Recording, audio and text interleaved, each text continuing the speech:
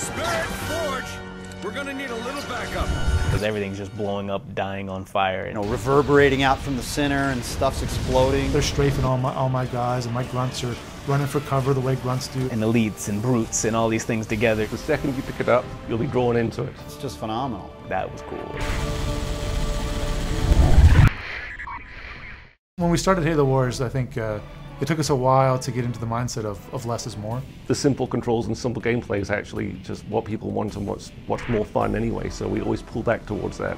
We kept to the core fun of an RTS and tried to let the fluff and the extra accounting and meters and all that go away. We're pretty hardcore gamers ourselves, so we just tear things apart. Controls and gameplay, we tear it apart to the point where in the end, we want to make sure that we really think that it's the best game for the players in the end.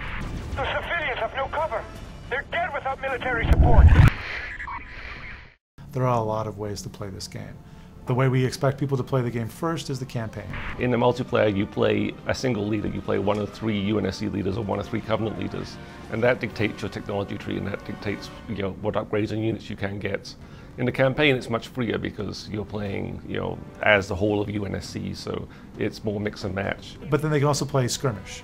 So this is kind of our repeatable game. You can have Covenant and Human on the same team, playing against 2 Covenant. You can have Human versus Human. You can have Covenant versus Covenant. You and I can go online, we can grab a buddy, we can play 3-on-3 against AIs. One guy can go econ and he can actually give money to the other people and they can build the military units, and he can kind of sit back and just manage the economy and defend the bases. It's cool to have that option. They want that interaction of building up their armies with my friend is sort of my ally, and he's doing as well, and I protect him, he protects me, and then we go out and destroy fight the world, take on the world together. I think Halo Wars, if I was to sum it up into 2 words, would be epic experience.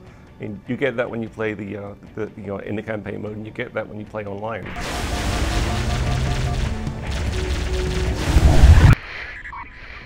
Halo Wars is a game where there's a lot of different strategies and tactics that people can choose to employ. Yes, standard tactics are your rush, your boom, and sort of your turtle, which is sort of the in-between build defenses to hold off a rush, but yet don't boom up your economy quite as much as a pure boom that leaves itself undefended. The balance of a strategy game is how good this unit might be against another unit. And usually people talk about the rock, paper, scissors balance relationship. You don't want one strategy that will always beat everything, because then there's not much strategy to the game. I like to rush other people. I'll tend to play Captain Cutter, and I'll build an elephant. I'll just start churning out infantry, and I'll be in your base attacking you within like 30-40 seconds. I'll absolutely crush you and wipe you from the map. The one I like is the dual scarab strategy for the Covenant. You can only have one of them with your default population limit. You have to actually go get a technology to increase your army size to actually get 2. But you take 2 Covenant scarabs, you can train some engineers, which are the Covenant units that heal other units. You train 10 of those, 2 scarabs, and your Covenant leader, and you're driving around this destructive beam of light, just incinerating everything. It's throwing out hot lava and all that, and that's a good time. Whenever you think you know the strategy that beats all, somebody comes up with something else to beat it.